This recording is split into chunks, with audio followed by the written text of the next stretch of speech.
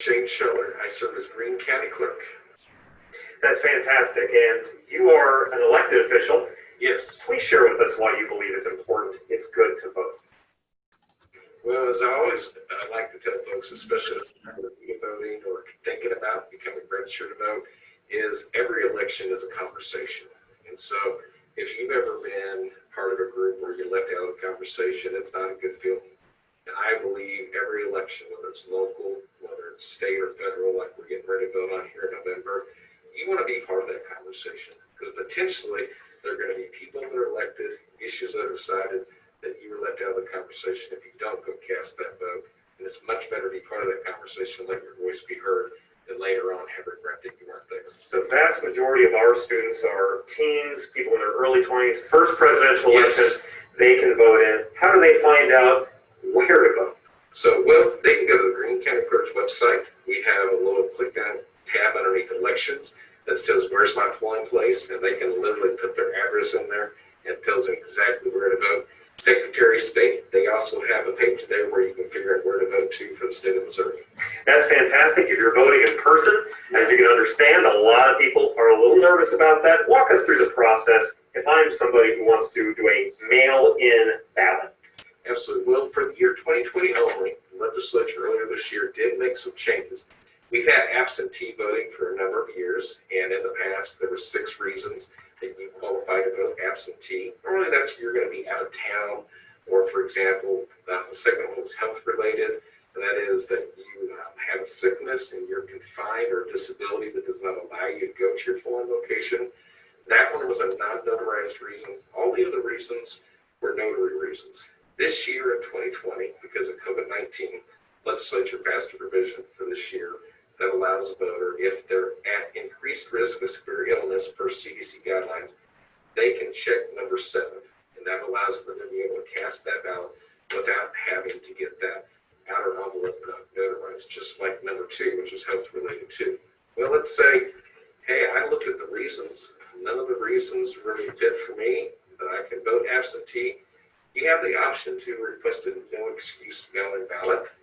You have to either send us that in writing by mail, or you can come to the office and make that request, and then that ballot is mailed to you. It does have to be notarized, the outer envelope you put the ballot into, and then you mail that back to us. Is there a place you would recommend a voter who does not know his resources where he or she might notarize anything? A lot of times you can go to a local bank. They will have notary services there. The library oftentimes is offering that service, and you can go to the Missouri Secretary of State's website. They actually have a list of notaries for every county where you can find a notary item in the county in which you're in. So it's a great service the SOS is providing for the state. And so that's just in terms of the notary. The other thing is, if you're voting absentee, you can do it in person. We're open 8 a.m. to 5 p.m. So if you think I'm going to have a hard time finding a notary, you qualify for one of the 7 reasons. Come cast it in person at 1126 North Greenville. And you can do that Monday through Friday. Now, we are airing this October 14th. Yes. How much longer do I have to work? We can't register to vote anymore, anybody who's listening. That's right, as of yesterday. Can we request mail-in ballots still? You will have 1 week from the 14th to be able to request a ballot emailed to you. And you can still vote absentee all the way through November 2nd at 5 p.m.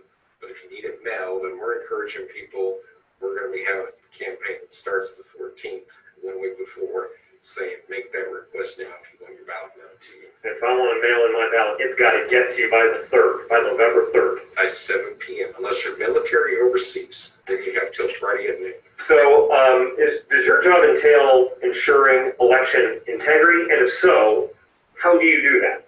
Well, fortunately, we have statutes in our state that require, for example, bipartisan teams, not just on election day, but even as we prepare 5 days before the election with this new, really increased volume of absentee mail-in ballots that have come back. There's a bipartisan team that literally everything is done together. It's transparent, it's open, and so even on election day, the parties can place challengers and watchers at the polling locations so they can ensure everything's being done correctly. There's, in my opinion, in our state, we have a great amount of opportunity for the voter to be engaged, for the process to be done well, because everything is done by bipartisan teams. And even when we're testing the equipment, we pre-test our election equipment. We post-test the election equipment. There are a number of measures in there. It's all open to the public to make sure that the ballot count will be correct through the electronic tabulation equipment. And then as you're being checked in by that election judge, you have one Republican, one Democrat. On most cases, other parties can serve, but that's the norm in terms of who does serve forces or vote with Democrats. They're always balanced in terms of the party. How concerned should I be about election integrity? So, well, it should always be concerned. The great thing that our founding fathers gave us is that it's we the people. You have an opportunity to be a part of it. And sometimes election integrity comes down to a mistake. It wasn't dishonesty, but you can, hey, wait a minute, something went wrong, and you have an opportunity to be able to correct that. So even this year, as you're hearing concerns about, potential, hey, there's issues with mail-in ballots, there's oftentimes it's just going to be human error, but that's what accountability helps us, even catches the human error, and not just the guy who's out there trying to, defraud the vote count. So you have to make sure and discern between the difference. 2020 is a weird year for a lot of reasons, and one of the reasons is because you are dealing with more mail-in ballots, I'm just going to assume, that you've ever dealt with before. Yes. So last but not least, how long do you estimate before you know Greene County's ballots? How long before they'll be counted? That's right. If everything goes well, we should be able to report results, especially from each precinct, the night of the election, because most of our voters in Greene County are going to come vote on the day of the election. Those that have chosen to mail it in 5 days before the election, again, bipartisan teams, they'll be opening up the envelope, separating out the ballot, and then on election morning, we can begin to tabulate those results. Again, with bipartisan teams, that hopefully everything done by 7 o'clock that night. So that's one of the first results that we will post is the absentee ballots. Thank you so much for participating, and good luck on election day. Okay? All right, thank you. Thank you. All right, so folks, that was of course Shane Schoeller. He is the Greene County Clerk, and as a result, he's in charge of making sure our election integrity is on point. Now, I will start off walking us through the ballot. Well, we're going to take turns, like we're handing off the baton over and over again. This time around, I will start us off by going through the presidential election first. So stand by one moment as I share my screen once again.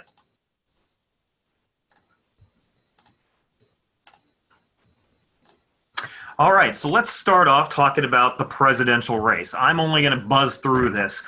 I do want to emphasize that we right here, we are politically active. We care so much about making sure you are introduced to the ballot for the very first time. This is an introduction to the ballot. This is not designed to influence your vote. It's designed to introduce you to a more informed vote, whatever your vote may be.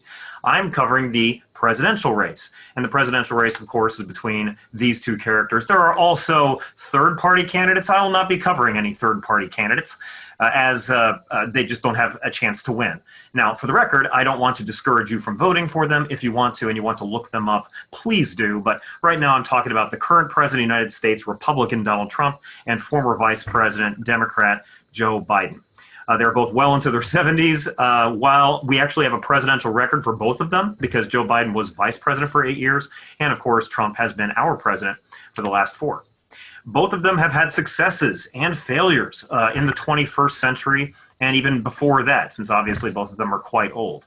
Under Trump, we've seen record stock market highs. The economy has been very strong. We've seen 3 new Supreme Court judges nominated, 2 of them confirmed, with the 3rd likely on the way as we speak.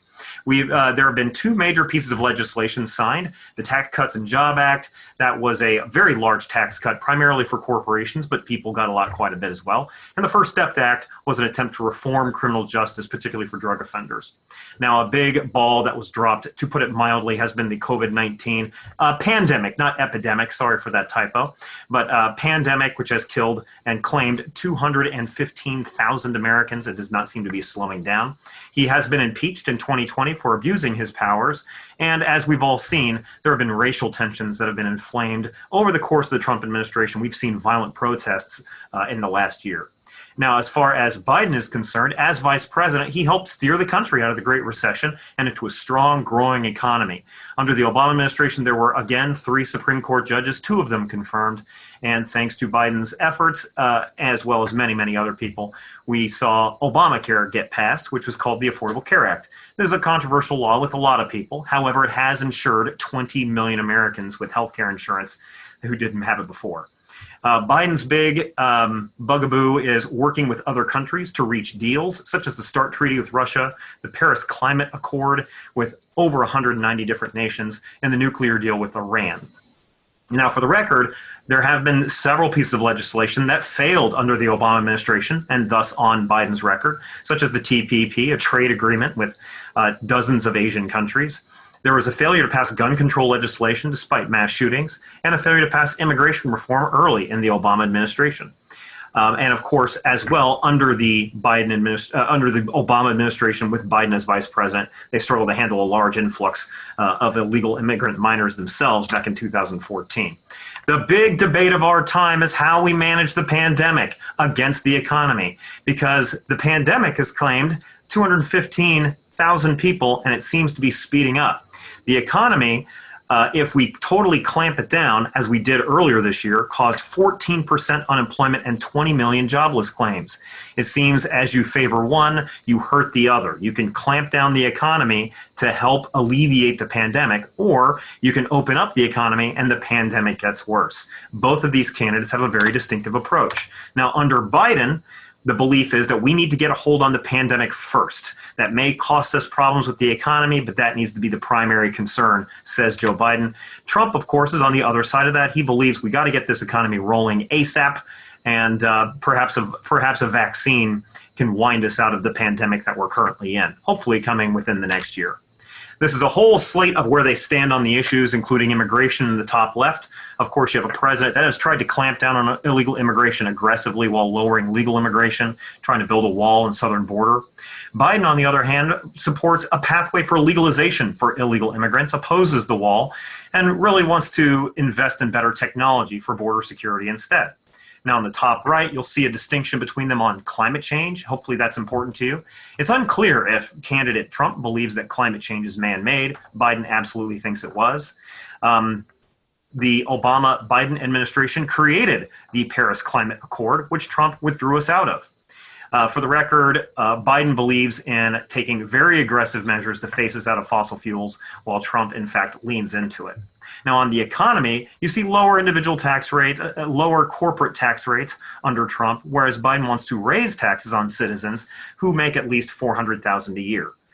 Trump wants to see less regulations, and of course he believes that China has been taking advantage of our economy and is currently involved in a trade dispute with them.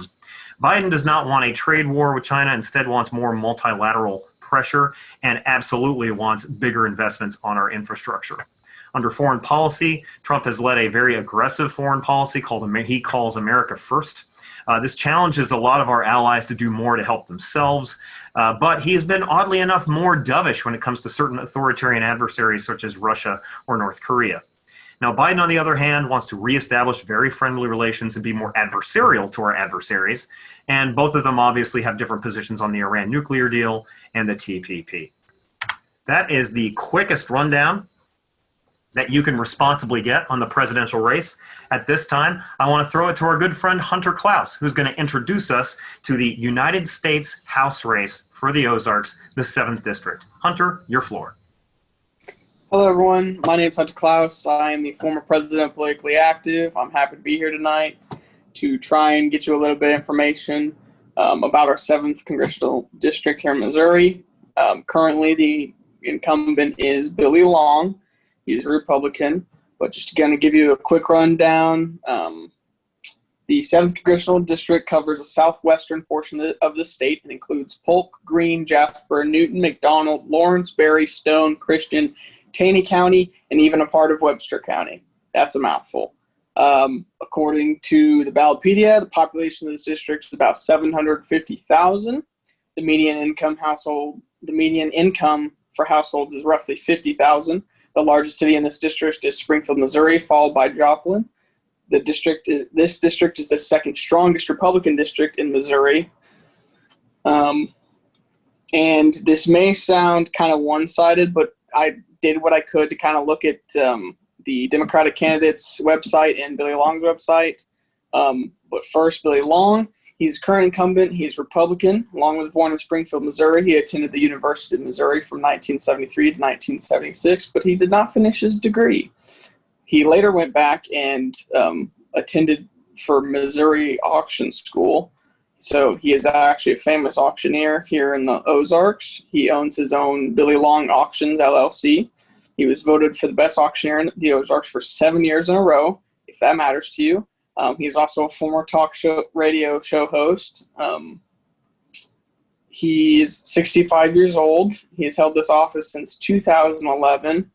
His predecessor was, I believe that's how you say it, was Roy Blunt. Long has won his last 5 races, polling in an average of 65% of the total vote. Congressman Long sits on the House Committee on Energy and Commerce, where he serves on 3 crucial subcommittees: Communications and Technology, Health and Environment, and Climate Change. Teresa Montsini is the Democratic candidate for the 7th District, and she is unofficially withdrawn.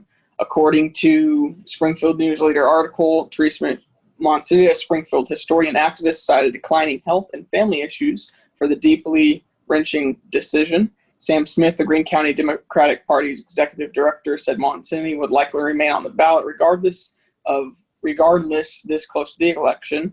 If she wins, however, and cannot serve, the seat would remain vacant until the next election.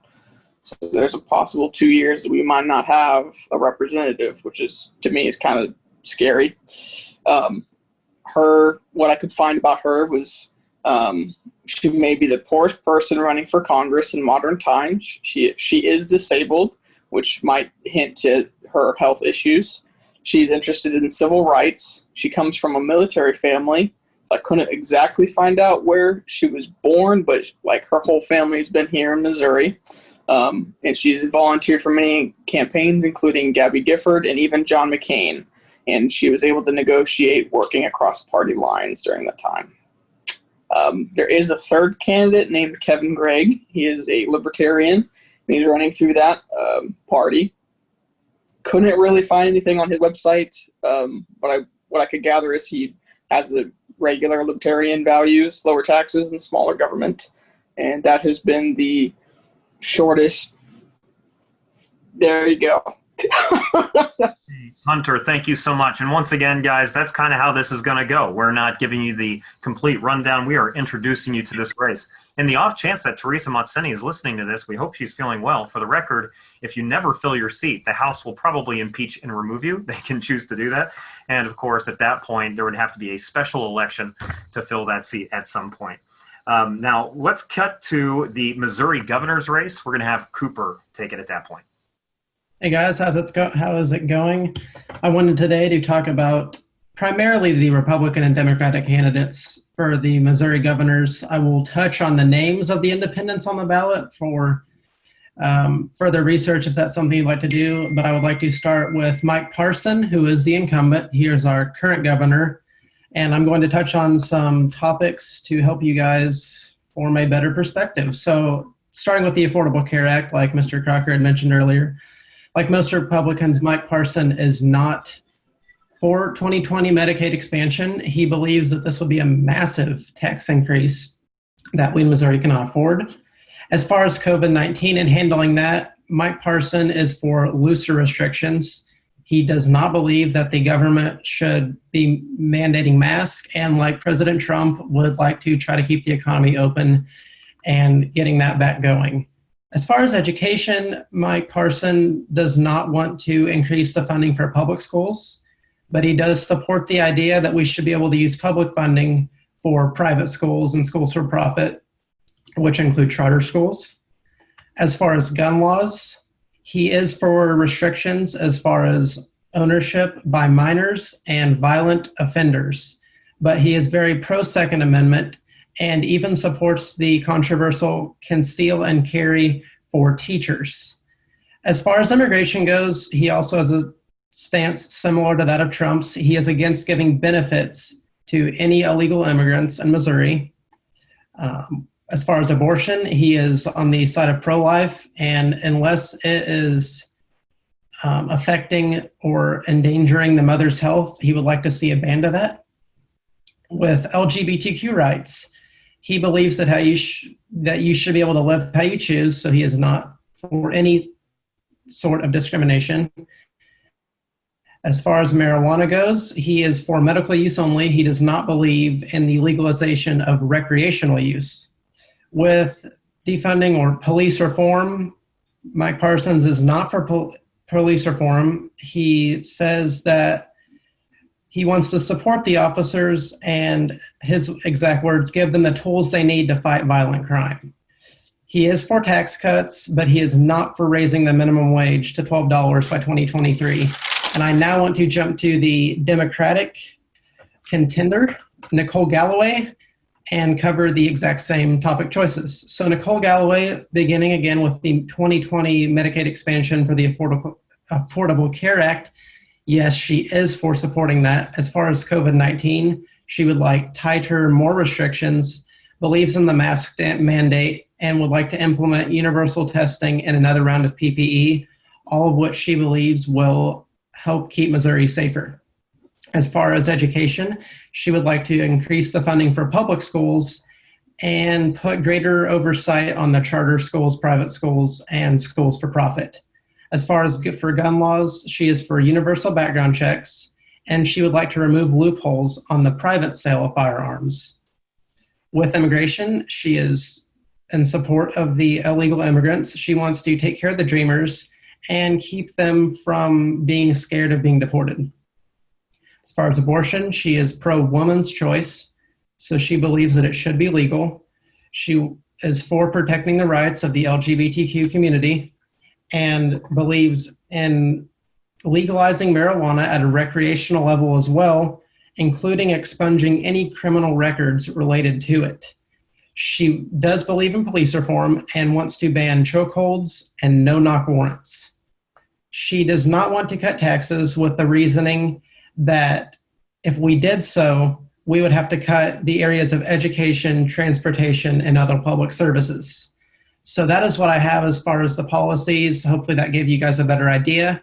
If neither of those candidates are down your alley, then there are two others on the ballot. The third party, we have Rick Combs for the Libertarian Party and Jerome Howard Bauer, I hope that I said that right, on the Green Party.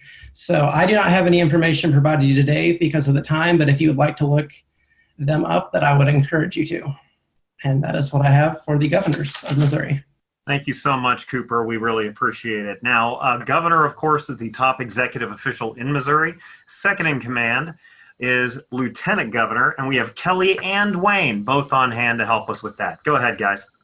Hi, guys. My name is Kelli, and I'm also joined by my husband, Wayne, today. We're going to be your dynamic duo teaming up on Lieutenant Governor of Missouri.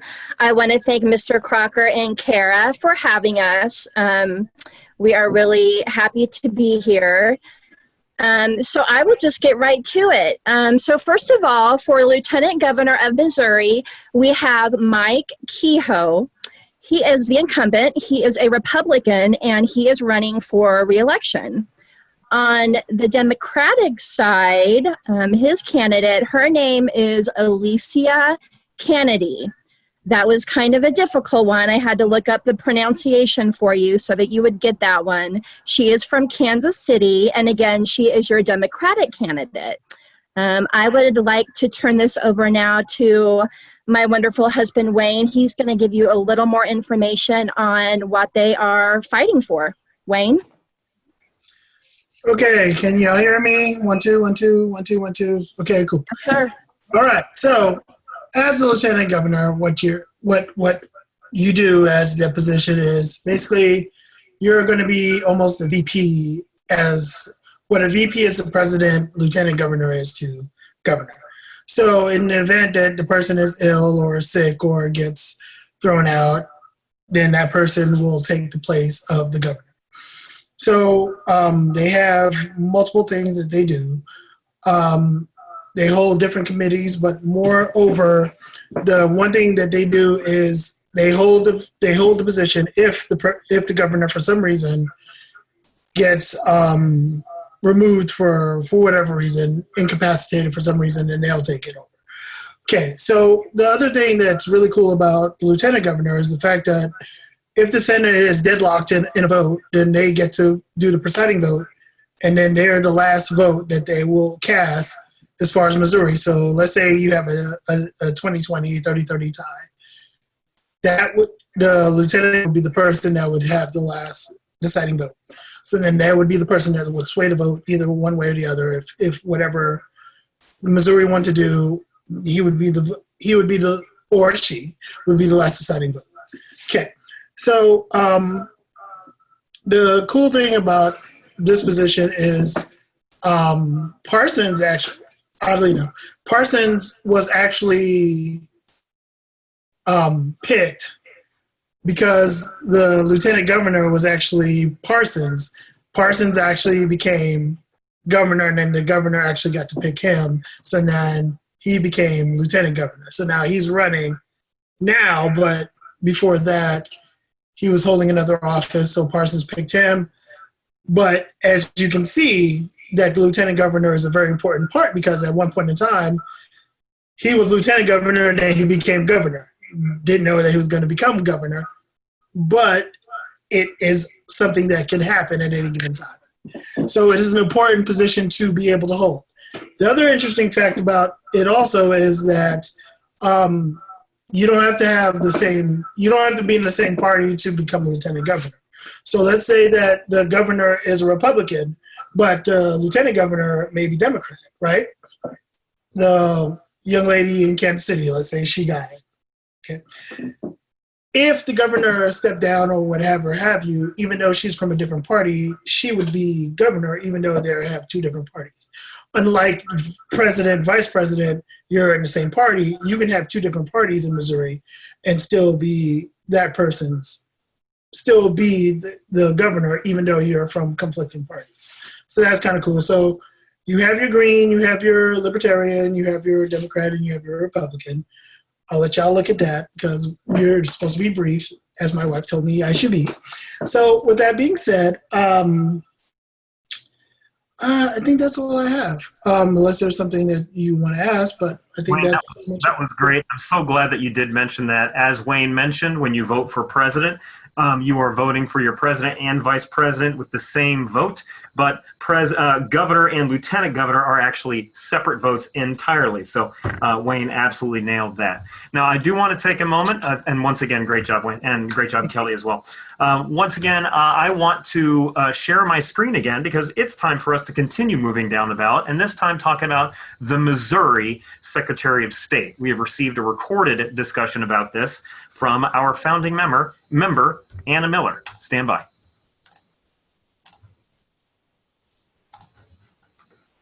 Hey guys, Anna here to talk about the Missouri Secretary of State.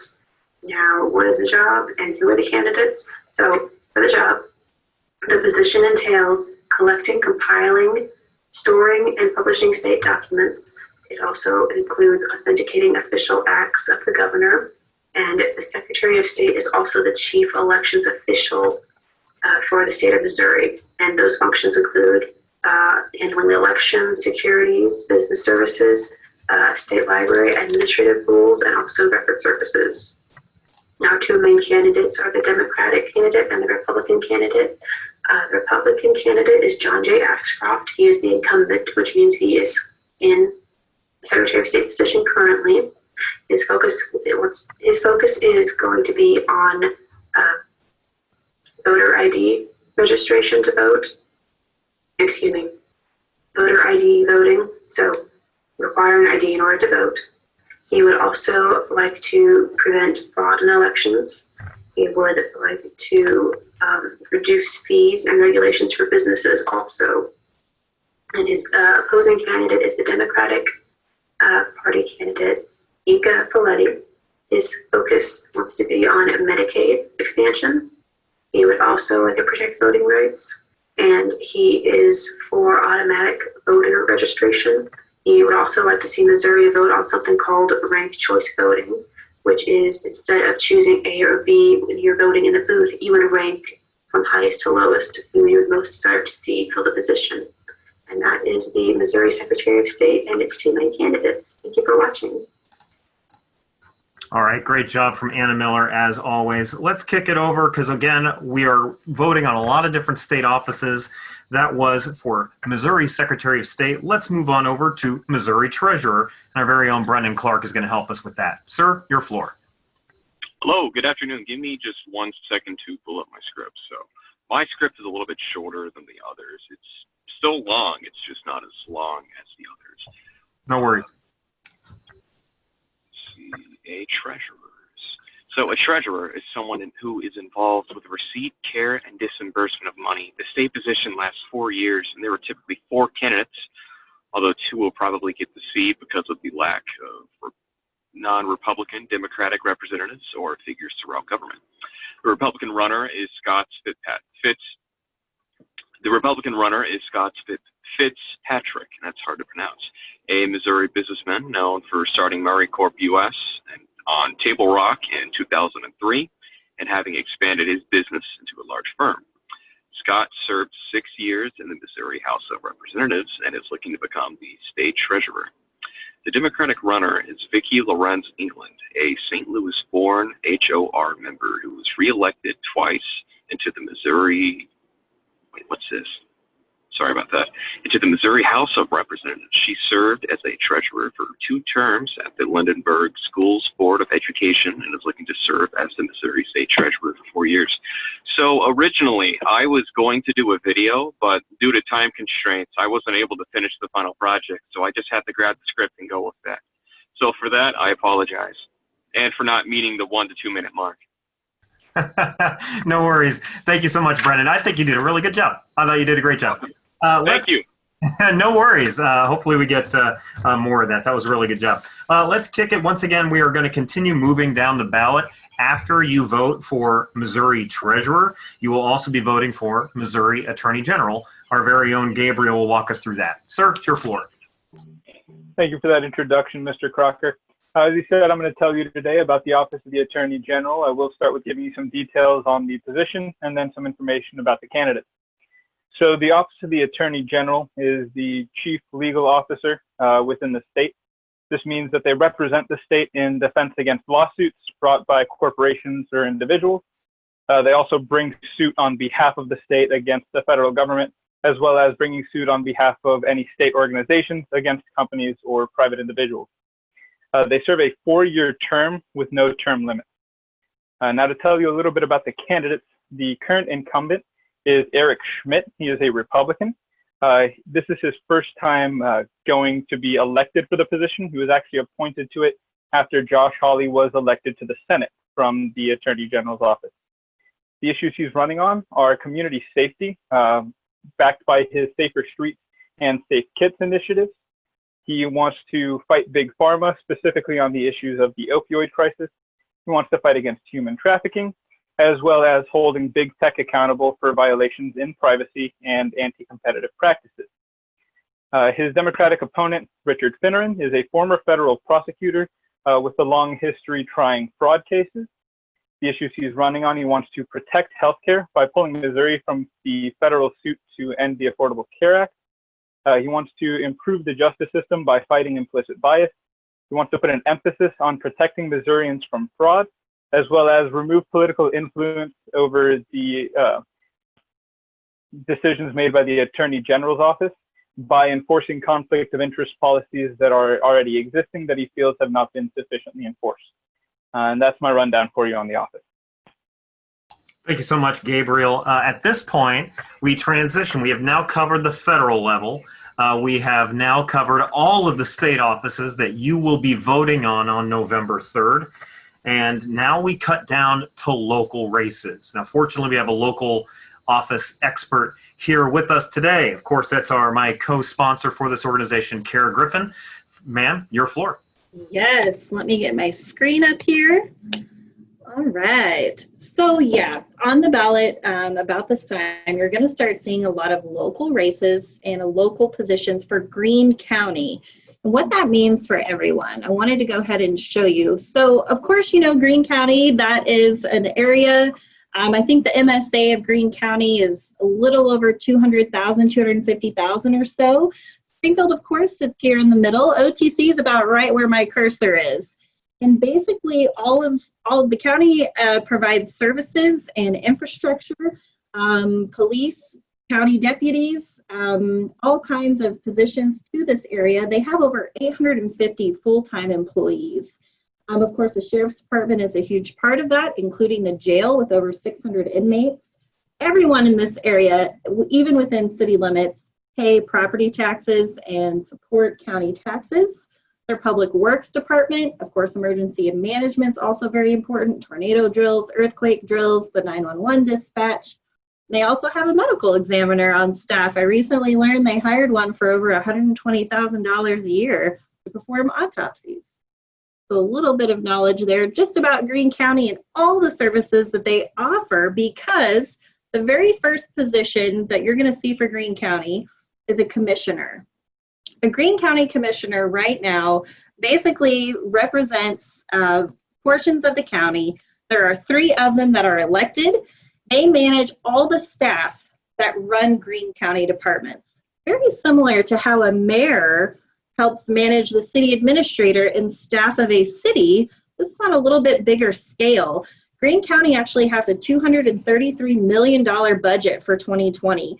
Some of the funds that they want to use that for, developing a mental health drop-in center, of course, expanding the jail, which is kind of always having some issues.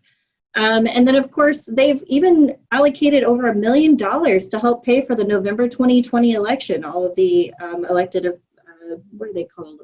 The people who run the voting stations, the ballots.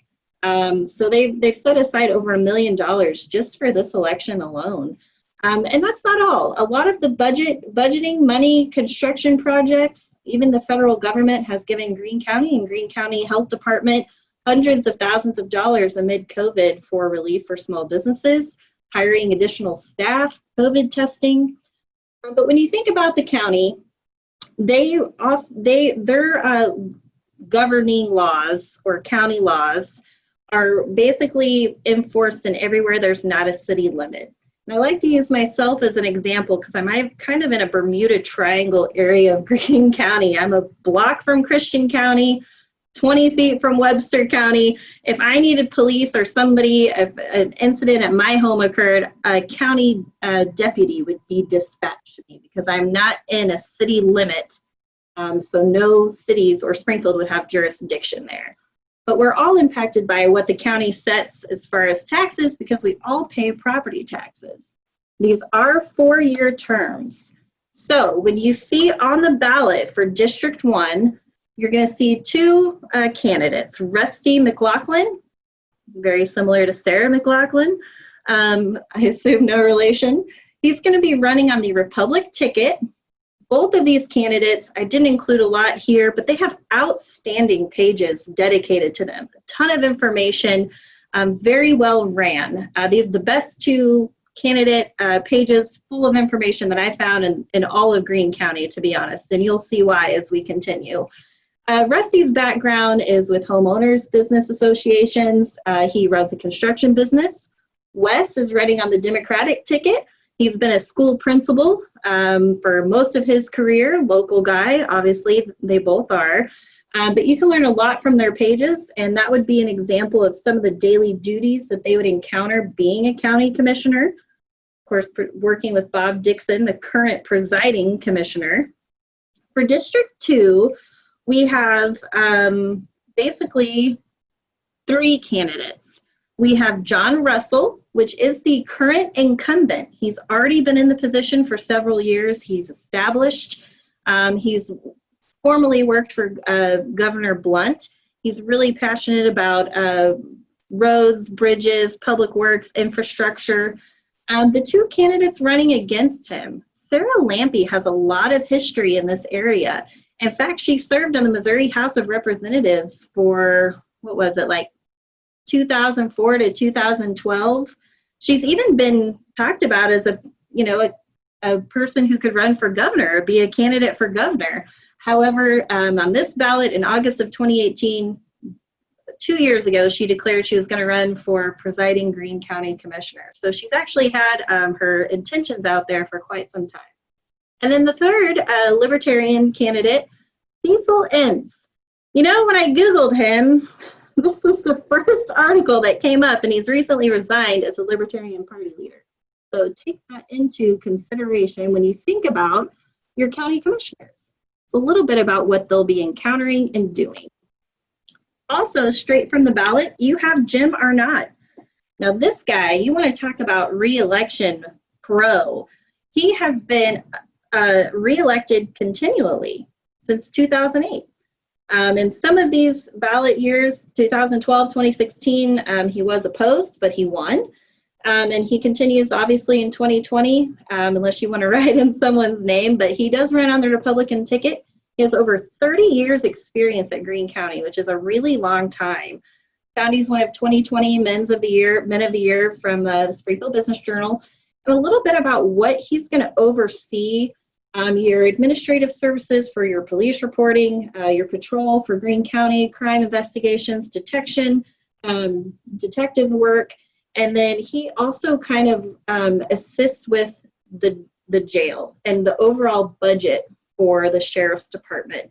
And what's interesting about that is Greene County receives extra funds. We are sometimes, jails are overflowing, and the federal government sends extra inmates here to our jail that we get paid for. And the county likes the revenue. The problem with that is that it's put hardship on the infrastructure of the jail, the space, the conditions, the inmates. And so we're kind of in this place where we really need an expansion to the jail and kind of some reform. So that's been one of the topics that he says he will address, but it's also been ongoing under his term. So Arnott for sheriff, very interesting. A lot of good information on the Greene County website. Now, I put a blocker on this yawn face because I don't want you to sleep on this treasurer position. You'll notice I added a nice write-in option for you, okay? Feel free. This guy manages over $233 million. Let me put that into perspective. OTC, all 6 locations, all of our grant money has a running net budget of about $90 million, us, OTC. The county is more than double that. I can't even imagine what this guy manages. He has over 30 main funds.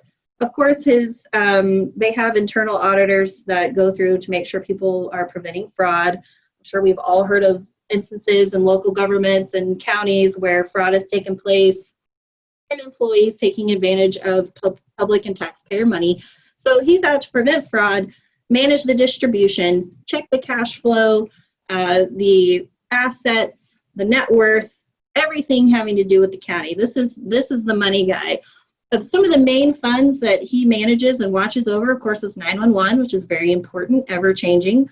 Roads and bridges, you may remember a little bit separate than MoDOT, but the same pool of money from the state comes to our county to fix those. We have a lot of bridges that are outdated and need help.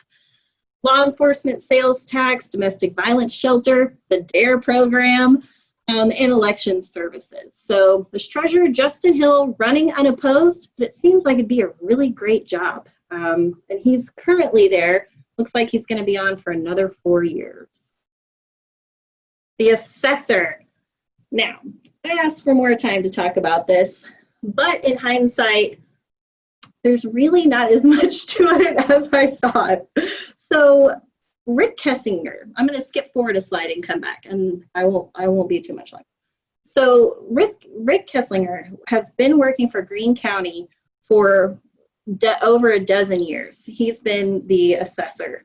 His job, his responsibility is to make sure that the county is putting a fair market value on your property, right? Anytime you buy a house, vehicle, boat, four-wheeler, it's assessed and taxed by the county. And so it's kind of their job not to overtax us, to make sure we pay fair taxes. And, he's taken some heat because it seems pretty easy to want to just do all this online, right? I can do many things online these days. And he's taken a little heat for the tool being down, the little application that they purchased for the website, people not being happy with the efficiency, or just kind of the level, the end user experience, I guess you could say. Of course, nobody's happy about paying taxes, but all of it's connected, right? You don't pay the assessor, you don't get your property tax receipt. You don't have your property tax receipt, you can't go get tags, and you can't get insurance, and then you can't drive. So it's all happily married together. So it is important to pay attention to that. The fun story about the assessor, when you go to the Greene County public website, there is access to a map of every property, location, ownership, taxing district, school district, section, or township in the whole county. This is very, very useful information, because one day, I guess it was like a year and a half ago, I come home, there's a herd of sheep in my yard. I didn't know who to call. I didn't know what to do. I thought they were goats. I went to the website, I looked up my neighbor's name, I called him, and I was like, hey, Farmer Don, I got some of your friends here, and the problem was solved. But a lot of times, a lot of people don't know you have access to those public records. Next thing on the ballot is public administrator. So this is also a 4-year term, and this is going to be Sherry Egan Martin. She is running on the Republican ticket. A lot of what this position holds is kind of emotional. It's not really a counselor, but when you have people who are no longer mentally able to make decisions about themselves or their estate due to illness, disease, Alzheimer's, that kind of thing, even for minors, they can be appointed a public administrator. And I think it's really interesting and a really nice feature that our county does. Of course, it is elected.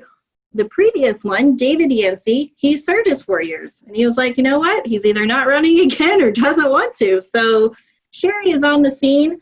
Could not find a supportive website for her. Could not find a photo of her. But Sherry, nonetheless, running to be your public administrator. So now you know, vote safely and confidently for Greene County positions. Thank you so much, Kara. And one thing you'll notice after we just got done talking about these local races, we are not discussing any of the Missouri House races. There are, I haven't done the counting. I think there's somewhere like 10 of them going on in this area. We're just not going to have the time to cover all of them. We will also not be covering any judges. Judges will be on your ballot, so feel free to look them up and see the ratings that they get, particularly from a guide you might get from the League of Women Voters. And, it's worth mentioning that if you don't feel confident, you don't have to vote on a particular item. Just vote on the stuff you feel confident for, or about however you want. At this point, we have now covered the people running. I want to take a moment to cover the issues that you will be voting on should you be voting November 3rd. One of these is called Amendment 1, and we throw it to Garrett to set us up with a conversation on that. All right, everybody, let's talk about Missouri's Constitutional Amendment number 1. So the ballot language is as follows. Do you want to amend the Missouri Constitution to extend the 2-term restriction that currently applies to the governor and the treasurer to the lieutenant governor, secretary of state, auditor, and the attorney general? State and local government entities estimate no cost or savings from this proposal. Yes or no? So a yes vote for this supports this constitutional amendment to limit the executive term limits to only 2 terms, and a no vote opposes this constitutional amendment, thereby keeping the term limits on the governor and state treasurer, but not on other executive offices. So term limits restrict the amount of years that an elected official can serve. So I found a couple supporting and opposition arguments for this point. And they actually both come from the same party. So for the supporting point, we have Missouri State Senator Tony Luetkemeyer, which is a Republican, and he says, quote, "The voters of Missouri have made it clear they emphatically support term limits. This measure will bring consistency to our term limits for all state officials and prevent them from becoming career politicians," quote. In opposition of Amendment 1, Missouri State Senator Ed Emery, Republican, says, quote, "We want people in there who are experienced and know the job and know what they're doing. I do think that those are a little bit different categorically, and functionally than these top executive positions. So he was saying that the Secretary of State, Auditor, Attorney General functions a little bit differently than what the governor or treasurer does. So historically, Missouri voters have passed 3 term limit measures, and all of them overwhelmingly have passed by over 70%. Almost, politically speaking, almost no opposition. Missouri can either, so this begs the question, will Missouri pass another measure that brings term limits, or will we call it fair and be satisfied with the current law as it stands? Thank you. Thank you so much for that. And the last thing that you're going to see on the ballot, guys, before you see the judges, is going to be the most intense debate, as it's already the most intense debate other than the presidential election that you'll see on your ballot, because the last item is Amendment 3. So what we're going to do, I'm going to share my screen again. We have had interviews with the Speaker of the Missouri House, Elijah Haahr, supporting Amendment 3, and the Minority Leader, Democrat Crystal Quade, opposing Amendment 3. We're going to take a moment to air what both of them have said, starting with Speaker Elijah Haahr. Stand by. In 2020, here in November, 2 amendment initiatives that you can vote on the ballot. Gabriel Patino, well, before we actually get into Gabriel's question, would you like to weigh in on the more contentious of those 2, which is Amendment 3? Would you like to explain what that is and what you would like to see come out of it? So, 2 years ago, there was a bill on the ballot colloquially called Clean Missouri. It changed the way that we do redistricting in the state. Prior to that, there was a bipartisan commission of Republicans and Democrats that would get together. They would vote on district lines, and then if they were unable to get to an agreement, the judges would redraw the line. In the last 30 years, I think, every time that we've had a redistricting year, it's gone to the courts to draw the line. 2 years ago, an amendment on the ballot called Clean Missouri changed it to say that the auditor would get to select a demographer, and the demographer would get to draw lines, and it changed the order that they needed to pay attention to as far as trying to draw the lines. And one of the big ones that they required within Clean Missouri was that it had to be an issue of essentially balancing the districts. The goal is to try to have as many 50-50 districts in the state as possible. Clean Missouri passed not because of redistricting language. Clean Missouri passed primarily because it limited lobbyist gifts to legislators, and everybody liked that part of it. And I like that part of it. The problem you have is that in a state like Missouri, where a lot of the Democrats are grouped in places like Kansas City and St. Louis, and a lot of the Republicans are in rural areas, to create competitive districts, what you're going to do is you're going to take a few people from Kansas City, and then you're going to draw a long line down, and you take a few people from the rural areas. So potentially you could have we call it the wheel and spoke, where you have Kansas City being a hub, but all those districts have all these lines out of it to try to make each of those districts competitive. I don't think that's a good way to do it, because I think what it does is it breaks up communities.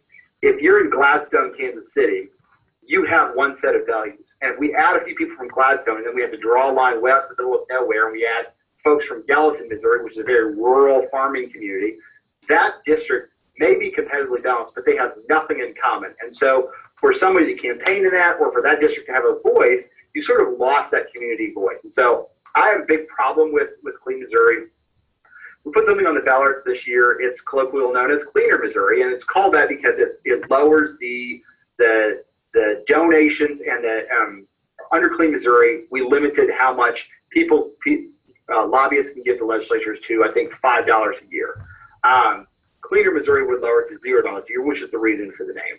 But it would also change the way we do redistricting to a bipartisan commission, and would reorder the way that they look. And first thing it would require is that we have to look at the Voting Rights Act, we have to look at the Civil Rights Act of the 60s. But the biggest thing is trying to keep communities together would be the focus. So if your House members are within a certain county or within a certain city, the goal will be to try to keep those communities together, even if you have an 80% Democrat or an 80% Republican district, so that those communities can vote with one voice. And Gabriel had asked about that. All right, that is an argument in favor of the of Amendment 3 that is on the ballot. Again, very hotly contested, as you can tell. I am going to You said you had voted yes to share my screen one more time for an argument from Missouri House Minority Leader Crystal Quade, opposed to Amendment 3. Stand by.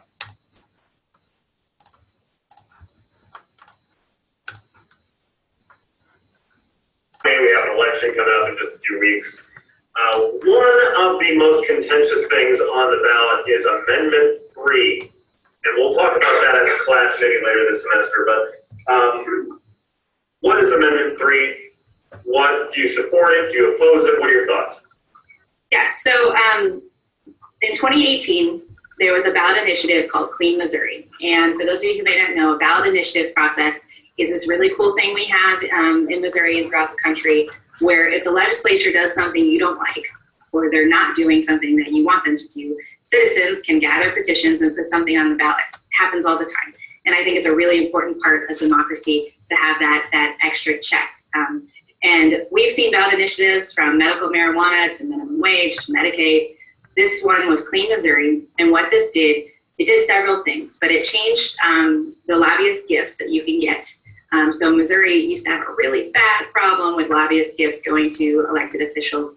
When I was an intern, there were meals everywhere. It was insane. It's gotten better, but Clean Missouri made it a cap of $5. The biggest thing that it did was change the way that our districting happens. And I'm going to get really nerdy for a moment. But every year when we have our census, then we redraw the district lines, both for Congress, and Missouri has actually lost seats over the years. That's why the census is so important. But then also the State House and the State Senate, we redraw the districts that we represent. Up until Clean Missouri, the process was elected officials, the minority floor leader and the floor leader, would pick a handful of representatives and say, you're going to serve on this committee to draw the maps. And they would look at all the things that they're supposed to, and politicians would draw the maps. Then those maps went through the courts for approval. It was essentially the process. It's more weedy than that, but that's essentially the process.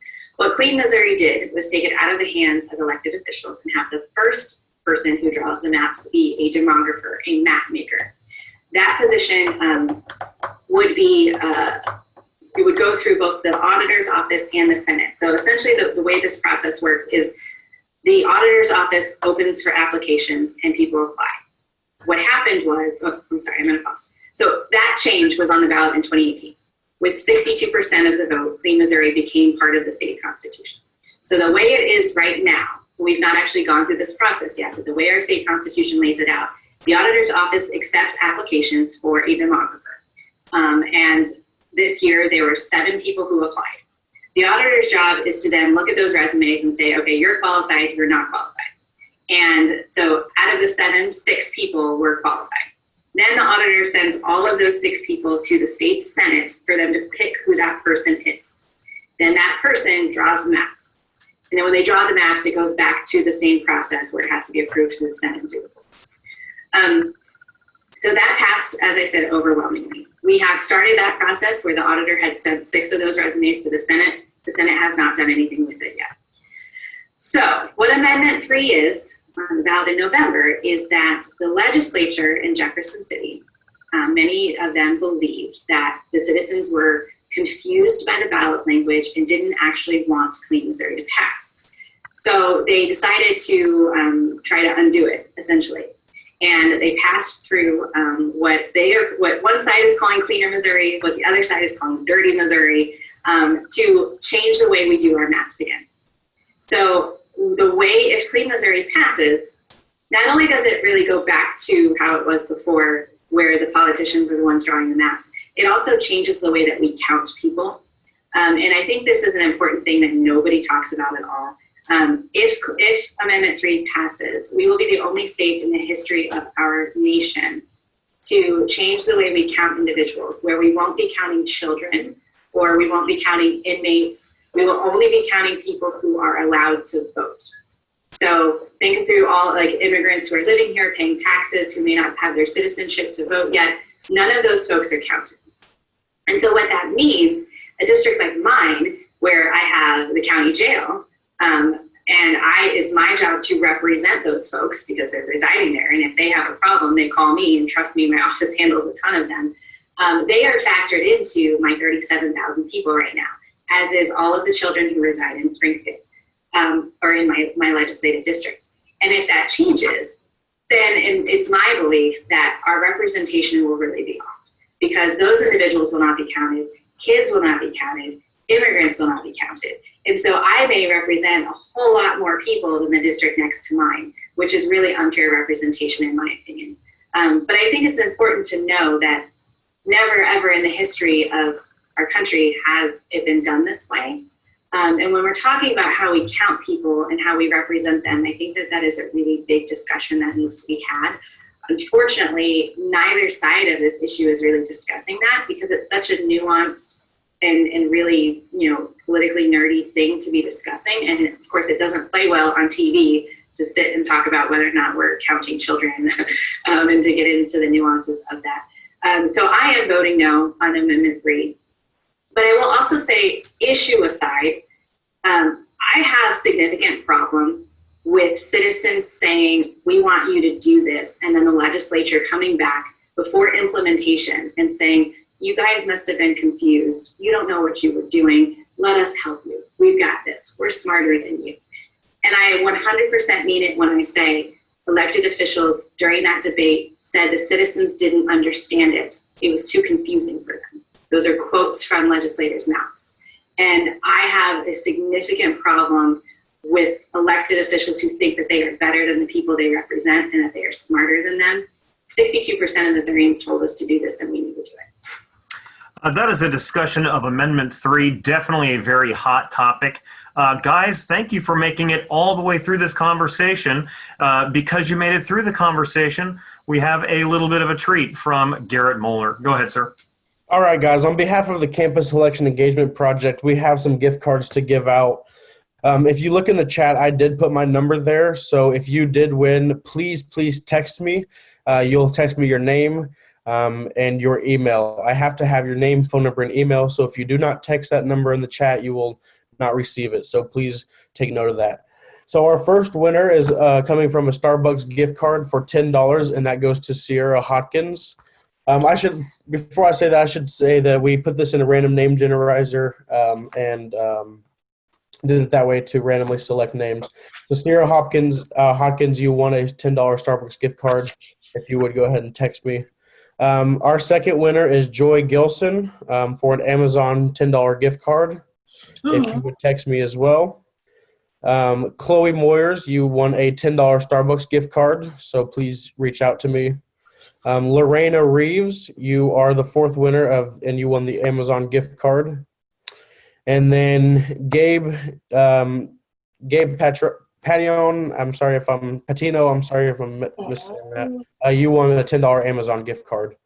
So if you guys would reach out to me, I'll send my number one more time in the chat, and then we'll do it that way. Please text me and give me your name, phone number, and email. Thank you so much. And I want to thank everybody for tuning in and keeping up with this conversation. Guys, this is not the end of your conversation. This is only the beginning. You are voting in, I think it's down to 3.5 weeks. I think it's 3.5 weeks. Please look into the things we have brought to your attention today. Thank you for all of our presenters. Round of applause. Yay. And thank you for coming. Thank you so much, guys. Take care. Thank you, guys. Thank you.